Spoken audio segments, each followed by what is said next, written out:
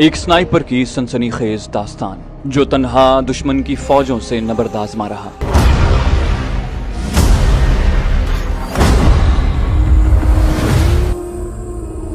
آپ کے لیے پیش خدمت ہے۔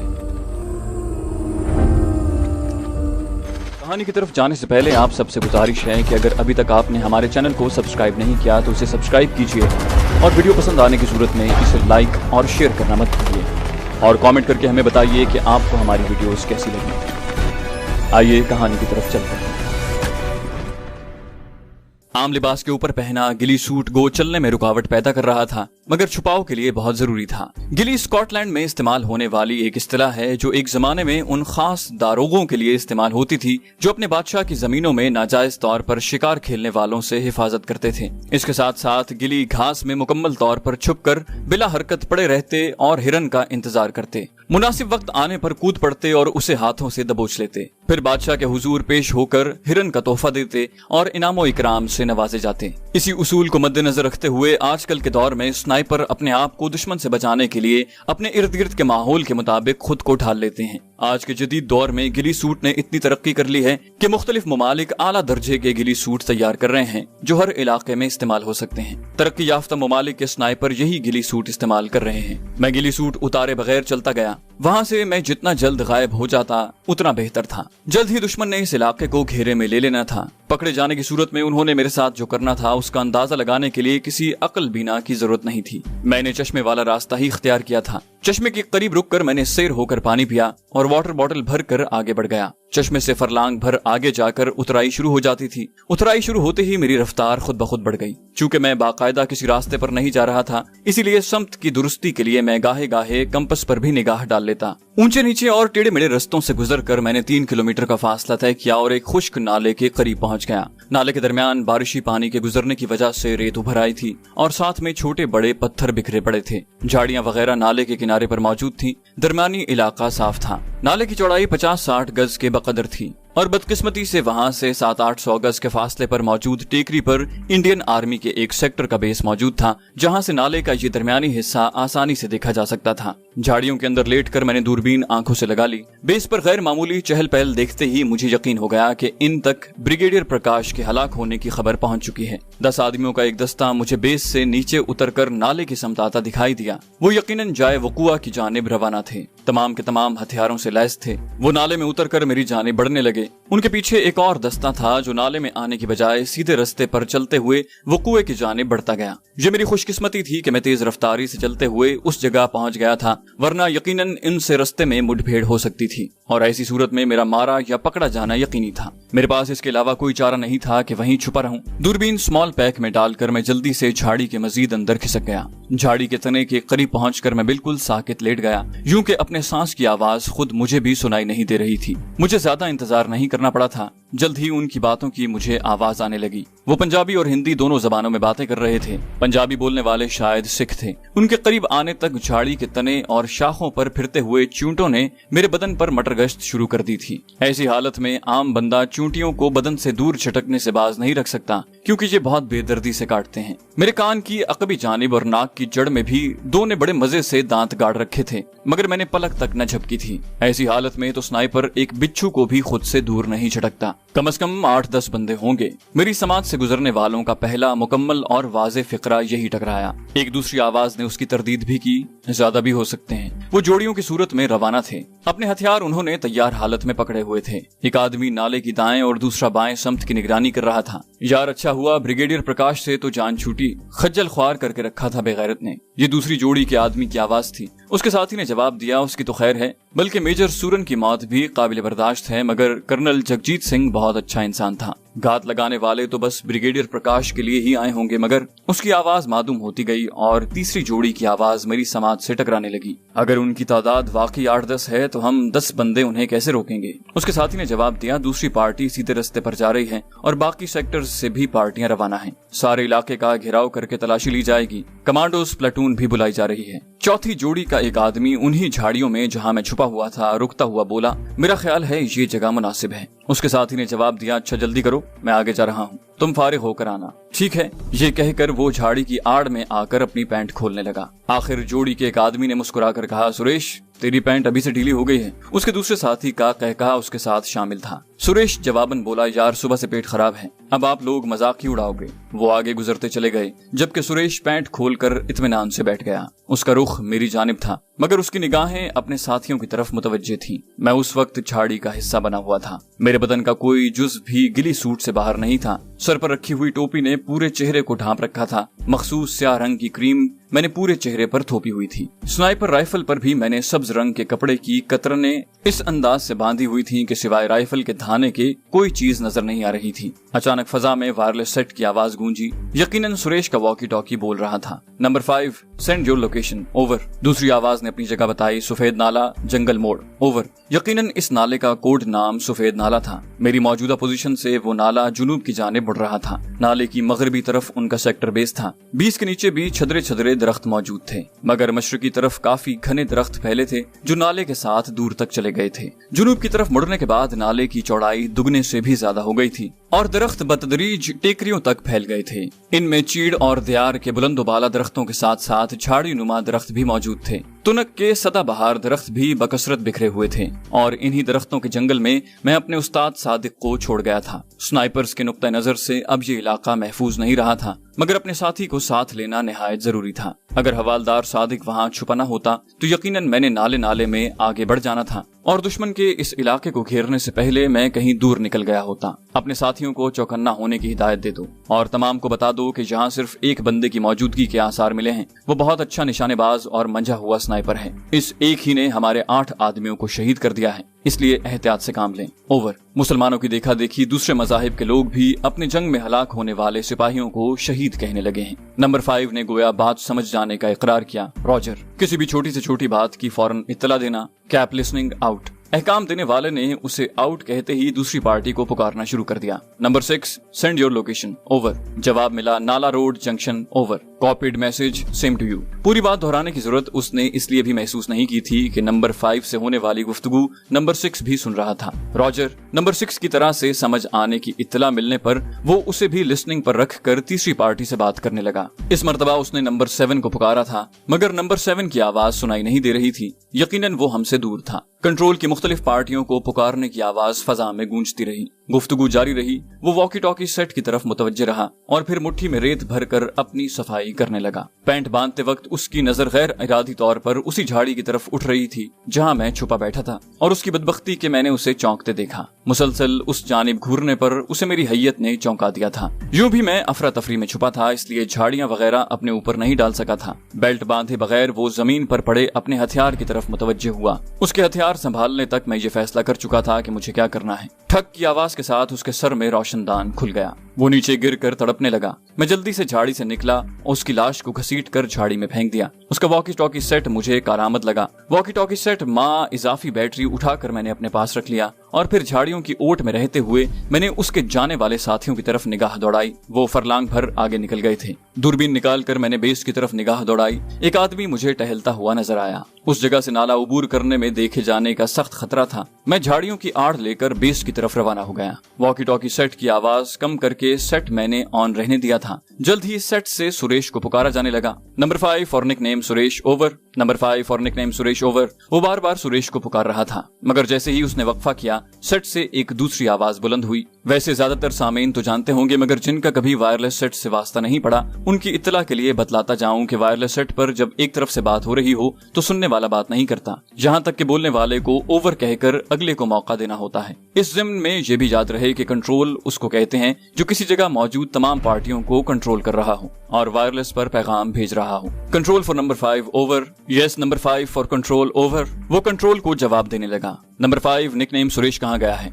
और जवाब क्यों नहीं दे रहा? वो रफ़ा हाजत के लिए रुका था, 15-20 मिनट होने को हैं। पता नहीं क्यों जवाब नहीं दे रहा। मैंने उसकी तलाश में आदमी भेज दिया है, ओवर। अकेला आदमी नहीं भेजना, तमाम को वापस लेके जाओ, हरी अप एंड जल्दी से ओके रिपोर्ट भेजो, ओवर। कंट्रोल से बोलने वाले का लहजा काफी सख्त और तंबीही था। रॉजर, नंबर 5 जल्दी से बोला, मगर कंट्रोल की तरफ से कोई जवाब नहीं मिला था। उनकी गुफ्तगू सुनकर मेरे कदमों में खुद ब खुद तेजी आ गई थी। थोड़ी देर बाद मैं बेस के नीचे से होकर नाला उबूर कर रहा था। उस जगह मैं बेस से भी नजर नहीं आ रहा था और नाले में मौजूद दुश्मन की नजर से भी ओझल था। नाला उबूर करके मैं जूं ही झाड़ियों में घुसा, वॉकी टॉकी एक मर्तबा फिर बोल उठा, नंबर 5 फॉर कंट्रोल, ओवर। उसकी आवाज सख्त घबराई हुई थी। यस ओवर, कंट्रोल की आवाज आई। नंबर 5 घबराहट आमेज लहजे में बोला, सुरेश कत्ल हो गया है, ओवर। हरी अप, पोजीशन ले लो, वो यहीं कहीं छुपा है, मैं बाकी पार्टियां भेज रहा हूँ, जवानों को कहो आड़ में रहें, ओवर। नंबर 5 ने कहा, Roger. Control for Lali sector base, over. Control यकीनन उसी बेस को राब्ता कर रहा था जहां से मैं गुजर कर आया था। Base for control, send your message, over. क्या अपने आदमी तुम्हारी नजर में हैं, ओवर। यस मुझे नजर आ रहे हैं, ओवर। क्या उनके अलावा कोई हरकत नजर आ रही है, ओवर। नो अब तक तो नजर नहीं आई, जैसे ही नजर आएगी मैं आपको बता दूंगा, ओवर। Over and all. ये कहकर कंट्रोल तमाम पार्टियों को सफेद नाले की तरफ इकट्ठा होने की हिदायत जारी करने लगा। मैंने उनकी गुफ्तगू के इख्तिताम पर वॉकी टॉकी को बंद कर दिया, क्योंकि मुसलसल चलने पर बैटरी ने खत्म हो जाना था। गो एक इजाफी बैटरी मेरे पास मौजूद थी, मगर फिर भी अक्लमंदी का तकाजा यही था कि मैं वॉकी टॉकी के इस्तेमाल में किफायत शारी से काम लूं। उनकी गुफ्तगू ने मेरे कदमों में बिजली भर दी थी। मैं जितना जल्दी वहां से गायब हो जाता बेहतर था। अगर एक बार वो जंगल को घेरे में ले लेते तो यकीनन मैंने चूहेदान में फंस कर रह जाना था, बल्कि मेरे साथ उस्ताद सादिक ने भी मारा जाना था। किलोमीटर भर सफर तय करने के बाद मैं थोड़ा सा रुका। स्मॉल पैक से नक्शा निकालकर मैंने अपनी समत दुरुस्त की और फिर चल पड़ा। जल्द ही मुझे इमदादी निशान नजर आ गया। ये चीड़ का एक बुलंद दरख्त था जिसके तने पर मैंने जाते वक्त मखसूस निशान लगाया था। वो दरख्त नजर आते ही मेरे लिए रास्ते की शनाख्त आसान हो गई थी। इस दरख्त से 200 कदम जुनूब की जानिब एक छतरी नुमा दरख्त जो जरा सा मशरिक की जानिब झुका हुआ था निशाने राह था। छतरी नुमा दरख्त के बाद चीड़ का एक टूटा हुआ दरख्त उसी सीध में मौजूद था। आसमानी बिजली गिरने की वजह से वो दरख्त निस्फ तने से कट गया था। एक निशान मिल जाने के बाद बाकी निशान मिलते चले गए। टूटे हुए तने वाले दरख्त से आगे मुझे 15-20 मिनट लगे और उसके बाद मैं ठीक उस मकाम तक पहुंच गया जहां मैंने उस्ताद सादिक को छोड़ा था। उस्ताद सादिक, मैंने हर एहतियात बालाए ताक रख दी और उसे आवाज दी। मेरे पास वक्त बहुत कम था, वरना उसूलन तो मुझे वहां बेधड़क आने से गुरेज करना चाहिए था, क्योंकि अगर उस्ताद सादिक खुदा न खास्ता किसी वजह से पकड़ा गया होता तो यकीनन दुश्मन वहां मेरी घात में बैठा होता। मैं यहाँ हूँ। मुझे उस्ताद सादिक की आवाज ताजा हवा के झोंके की तरह महसूस हुई थी। मैंने आवाज की समत का तायुन करते हुए उस तरफ निगाह दौड़ाई। वहाँ 3 दरख्त आपस में इस तरह जुड़े हुए थे कि एक फैले हुए घने दरख्त की सूरत इख्तियार कर गए थे। अगर वो मुझे आवाज न देता तो मैं उसे ढूंढने में नाकाम रहता। चलें सर, हमें फिलफौर यहाँ से दूर जाना होगा। इन दरख्तों के नीचे जाकर मैंने नजरें उठाईं, मगर इस बार भी मुझे घनी शाखों के अलावा कुछ दिखाई न दिया। फिर शाखों में हरकत हुई और उस्ताद सादिक का चेहरा नजर आया। उसने छूटते ही पूछा, मिशन का क्या हुआ? सर, अल्हम्दुलिल्लाह कामयाब लौटा हूँ, मगर अब तफसीलात बताने का वक्त नहीं है, हमें चलना चाहिए। ज़ीशान, मुझे लगता है मेरे पाँव की हड्डी क्रैक हो गई है, पाँव सूज गया है। इस पाँव के साथ चलना एक ख्वाब ही होगा। उसकी आवाज में गहरे तासुफ की झलक थी। मगर सर, थोड़ी देर बाद ये जंगल दुश्मन के घेरे में होगा। उसने कहा, मेरी मानो तो निकल जाओ, कम से कम एक का जिंदा लौटना दोनों की शहादत से बहुत बेहतर होगा। अगर मेरा सहारा लेकर चलने की कोशिश करो तो शायद हम आहिस्ता आहिस्ता। वो कता कलामी करते हुए बोला, यकीनन वक्त जाया कर रहे हो, अब तक आप काफी दूर निकल गए होते। मैंने इत्मीनान से कहा, सही कहा। वैसे मुझे उम्मीद है कि इन दरख्तों पर 2 आदमियों के छुपने की गुंजाइश है। बेवकूफ मत बनो ज़ीशान, उसने मुझे डांटा। अगर ये बेवकूफी है तो मैं बेवकूफ भला।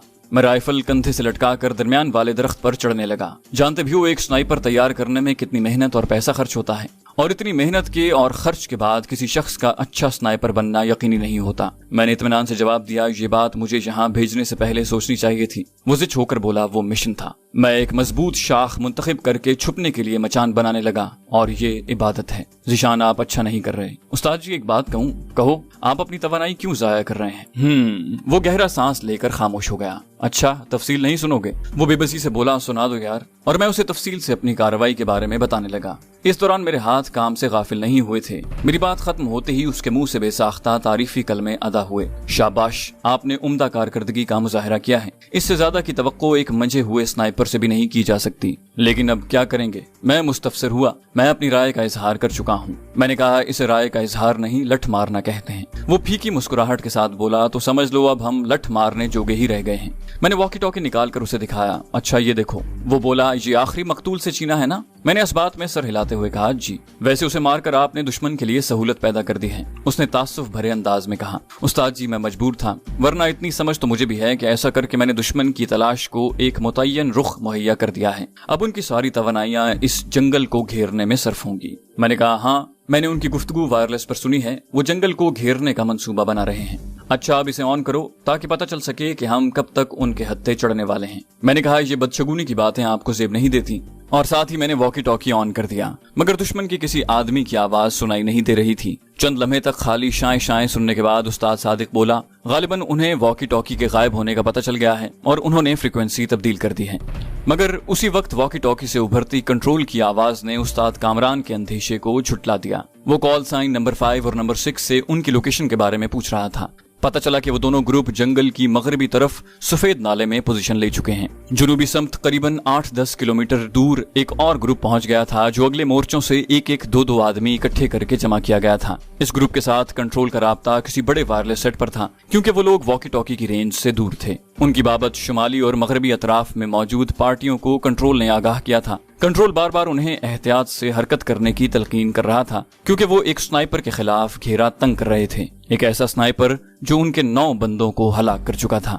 बस अब बंद कर दो, उस्ताद सादिक ने मुझे वॉकी टॉकी बंद करने का इशारा किया। थोड़ी देर के बाद सूरत हाल मालूम करेंगे। मुसलसल ऑन हालत में रहने पर बैटरी जल्द खत्म हो जाएगी। इसकी एक इजाफी बैटरी भी साथ लाया हूँ। मैंने उसकी मालूमात में इजाफा किया, मगर वॉकी टॉकी ऑफ करना मैं नहीं भूला था। कहकर उसने किसी भी किस्म का तस्करा करने से गुरेज किया था। सूरज काफी देर हुई पहाड़ों में गायब हो चुका था। अब अंधेरा गहरा होने लगा था। शायद वो रात को जंगल में घुसने की कोशिश न करें। मैंने अंदाजा लगाया। हतमी तौर पर कुछ नहीं कहा जा सकता। अगर उनका घेराव मुकम्मल हो चुका है तो वो सुबह तक कार्रवाई को मौखर कर सकते हैं, मगर ये भी हकीकत है कि पूरी रात इंतजार करने में उनका नुकसान है। मैंने पूछा, वो कैसे? जाहिर है हमारा जंगल में छुपा होना एक अंदाजा ही तो है, और अंदाजों का गलत होना हैरान कुन नहीं होता। मैंने मौजू बदलते हुए पूछा, आपके पास पानी मौजूद है या खत्म हो गया है? वो बोला, थोड़ा सा है, चाहिए? मैंने नफी में सर हिलाया, नहीं, मेरी वाटर बॉटल भरी हुई है। पानी के इस्तेमाल में एहतियात बरतनी पड़ेगी, ना मालूम कब तक छुपना पड़े। मैंने इंकशाफ किया, चश्मे की जगह मुझे मालूम है, मगर फासला ज्यादा है। चश्मे तो यहाँ भी मौजूद हो सकते हैं, अलबत्ता उन्हें ढूंढना मुश्किल होगा। अगर नक्शे में मौजूद हुए तो फिर उनकी तलाश आसान होगी। ये आरजी और छोटे चश्मे हैं, ये नक्शे पर जाहिर नहीं किए जाते। कुछ खाने का मूड है? मैंने पूछा। उसने मजाहिया अंदाज में कहा, कुछ तो यूं कह रहे हो जैसे 10 खाने यहाँ मौजूद हैं। मैं खिसिया कर बोला, सर कुछ ना कुछ तो मौजूद है ना।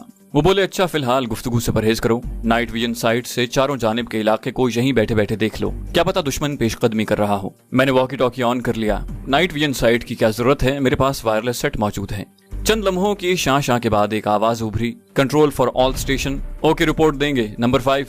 नंबर 5 ने अल्फाबेट की जबान में जवाब दिया, Oscar kilo, okay. Number 6, control ने अगला कॉल साइन पुकारा, नंबर 6 ऑस्कर किलो। नंबर 6 ने जवाब दिया। वो फर्दन तमाम पार्टियों को पुकारता गया और मुतल्लिका पार्टी लीडर जवाब देता गया। सब अच्छा की रिपोर्ट लेकर उसने तमाम पार्टियों को अगले हुक्म के इंतजार का मुजदा सुनाया। यकीनन उसने पार्टियों को आगे बढ़ने या अपनी जगह पर रात गुजारने के इंतजार करने की बाबत हुक्म सुनाना था। मैं भी वॉकी टॉकी बंद किए बगैर महवे इंतजार रहा। 10-15 मिनट के बाद एक मरतबा फिर तमाम पार्टियों को अपनी जगह पर ठहरे रहकर सुबह सवेरे तक पेशकदमी की कार्रवाई मौखर करने का हुक्म सुना दिया गया। मैंने वॉकी टॉकी बंद करते हुए कहा, मतलब वो डर गए हैं? नहीं यार, एक स्नाइपर को रात के वक्त इस जंगल में ढूंढना यकीनन भूसे के ढेर में से सुई ढूंढने के मुतरादिफ है। उन्होंने जंगल को तकरीबन घेरे में ले लिया है। कल दिन की रोशनी में इत्मीनान से अपना शिकार ढूंढ लेंगे।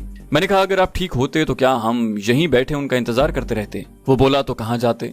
मैंने कहा, इस जंगल से निकल भागते। वो जितनी भी कोशिश कर लें चप्पे चप्पे पर अपने आदमी तैनात नहीं कर सकते, उनके घेरे में कई शगाफ होंगे। वो बोले, जीशान, आते वक्त दुश्मन की बेखबरी में इन रस्तों से गुजरना इतना मुश्किल नहीं था। हमने नक्शे को भी बस सरसरी अंदाज में देखा था। आज दिन को मैं बड़ी बारीकी से इलाके का नक्शा खंगाल चुका हूँ। इस जगह के मशरकी तरफ जो पहाड़ी सिलसिला है, जंगल की जानिब से सारा सिलसिला सीधी खड़ी चट्टानों पर मुश्तमिल है, जिन्हें नक्शे की जबान में एस्कार्पमेंट कहते हैं, और ऐसी चढ़ाइयाँ कोई कोह पहमा ही सर कर सकता है। मगरबी जानिब उनके किसी सेक्टर का बेस है, गालिबन आप जिसे लाली सेक्टर बतला रहे थे, और इसी पहाड़ी सिलसिले पर उनकी 2 और पोस्टें भी मौजूद हैं। सादा लफ्जों में कहूँ तो उस जानिब से उस वक्त भाग निकलना जबकि पोस्टों के संतरी चौकन्ना हो निहायत दुश्वार बल्कि नामुमकिन है। शुमाल की जानिब तंग दर्रे की रोड और सफेद नाला है। ये दोनों रस्ते खुली किताब की मानिंद हैं, और सबसे बढ़कर ये रास्ता दुश्मन के इलाके की तरफ जाता है। कोई बेवकूफ ही इस समत निकलने की कोशिश करेगा। अब रह गई जुनूब की समत, तो उस जानिब चप्पे चप्पे की निगरानी कोई मुश्किल काम नहीं है।